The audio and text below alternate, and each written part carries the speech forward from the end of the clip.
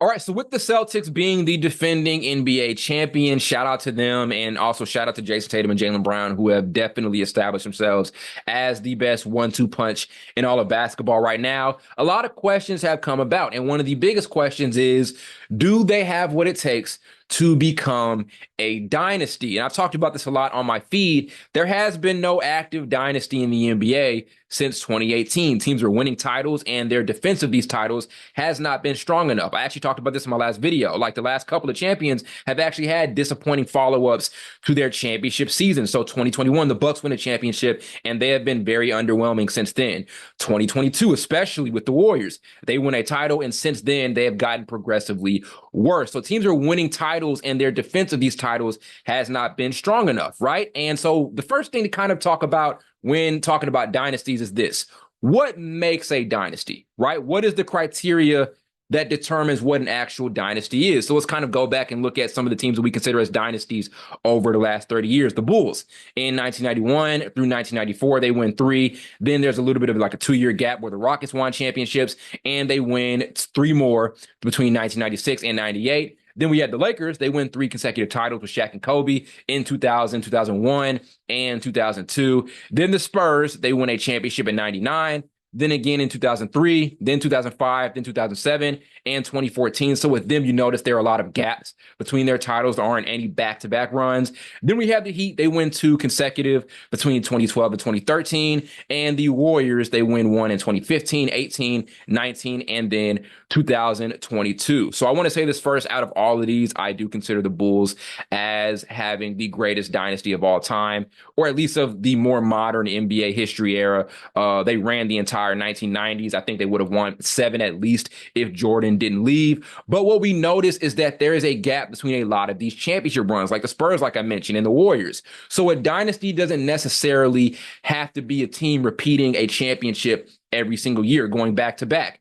There can be gaps. So I think the way to define a dynasty, and you guys can let me know if I'm wrong, it's simply dominance over multiple years, winning multiple championships, possibly 3 or more across an extended period of time, maybe through like an 8 to 10 year span. So with that, there's still a possibility that Denver could end up being in the running for being the next NBA dynasty with this entire Jokic and Jamal Murray duo. And obviously for the Celtics, there is still a large window of opportunity for them to create one, even if they do end up falling short next season. So given all of that, now your question is, do the Celtics have what it takes to win consistently over time to be considered as a dynasty? And we'll kind of start here. A lot of people think that this last championship they won was a fluke because of the comp that they had in the Eastern Conference. So if you look at the first round, they played the Miami Heat. They were without their best player in Jimmy Butler and another big-time contributor in Terry Rozier. Then the second round, they played the Cavs. The Cavs were missing Donovan Mitchell for a pretty extended period of time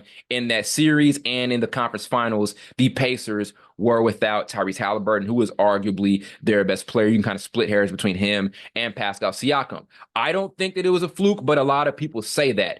Why that's a bad notion? Here's why. They've consistently been one of the top teams in the Eastern Conference for a long time. They've run the Eastern Conference, or have been one of the cream of the crop teams in the Eastern Conference for a minute. So it's not really a surprise that they were able to get to the NBA Finals despite not having as much comp this year. We've seen this team win a ton of the playoffs before, right? As a matter of fact, since 2018, they've been to the most conference finals: 2018, 2020, 2022, 2023, and 2024. They have consistently been one of the cream of the crop teams in the East. It was just about them getting over the hump. So I don't like when people say that this championship was a fluke, because we've seen them run through the Eastern Conference on the way to a conference finals appearance many times, with Jaylen Brown and Jayson Tatum being their 2 best players. And so for that same reason, that consistency over a long period of time with how they were dominating the Eastern Conference playoffs, there's an argument for them being the next dynasty. They have a high level of continuity, right? The core of Jaylen Brown and Jayson Tatum have led the Celtics to consistently being one of the best teams in the East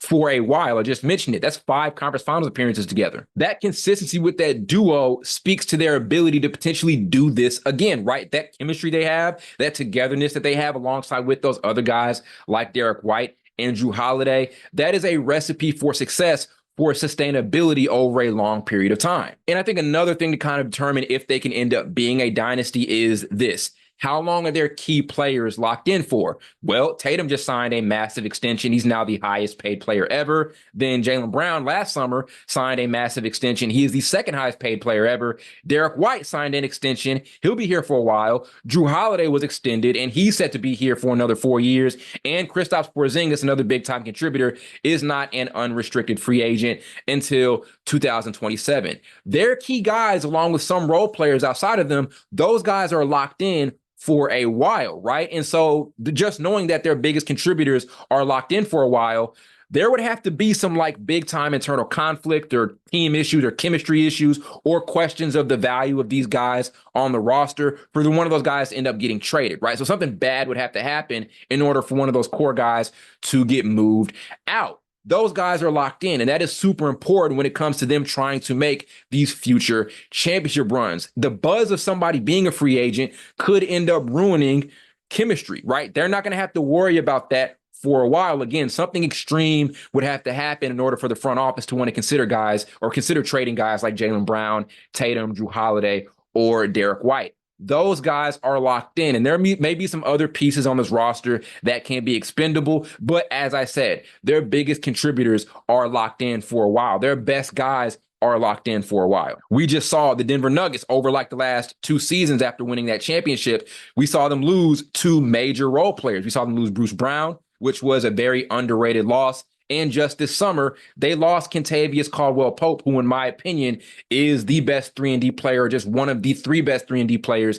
in the entire league. That's going to make it very tough for them. Those are role players. It's kind of hard to replace their value or find other players who can play at their levels within their roles quite like that. So having those key contributors locked in for a while could be huge as far as trying to become a dynasty. Another big thing that's attributable to a lot of dynasties over the course of NBA history is that the teams have a very, very strong culture. Boston showed this season, and this is something a lot of people don't talk about. They have this level of ability to lock in that we haven't seen from a team in the while. So think about the stakes coming into the season. We've seen this team consistently get to the conference finals, get deep in the playoffs, even make the NBA finals, and they were not able to bring home a championship.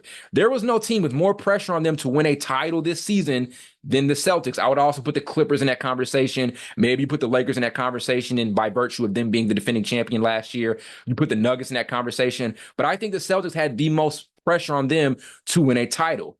Their response to that scrutiny and the criticism and that pressure was one of the best responses to mass criticism we've seen from a team in the while. From game 1 of the season all the way up to game 5 or whatever the last game of the final series was, they were the most dominant team in the league. Also through the regular season, in being dominant through the regular season, there was not a point in time where you questioned if they were the best team in the league. I feel like through all 82 games, you knew that the Celtics just had that it factor. You knew they were just the best team. Yes, they had some weaknesses, but something in me, even though I've seen this team fall short of a championship years and years before, something in me knew that they knew that this season was different. Something in me felt like they had this special thing about them that was going to bring them a title. It was something about their culture, their attitude, the way in which they played, their aggression. They just knew what time it was, and we saw them execute. We saw them end up winning that championship in dominant fashion. It was a gentleman's sweep, right?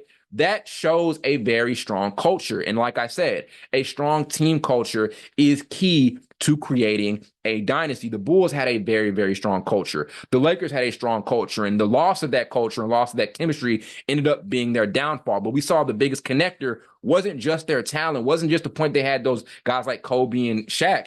They had a great culture and a great chemistry about them. The Spurs, they won consistently because of Spurs culture, right? We always talk about that. The Heat, we talk about them kind of falling apart. The reason they lost in 2011 was because of a lack of culture and a lack of chemistry. And the reason they fell in 2014, there was a little bit of a loss of that at that point in time as well. Also, I don't want to take too much credit away from the Spurs because they were that good in 2014, but you see the theme, right? Or look at the Warriors. Their chemistry and their culture fell off towards the end, and that's why they ended up losing that championship. Or we just knew they were a different team than what they were in 2017, 2018 when they lost in that 2019 final season or series. And also we saw them lose after 2022 consistently because they kind of lost their way. They lost their identity a bit.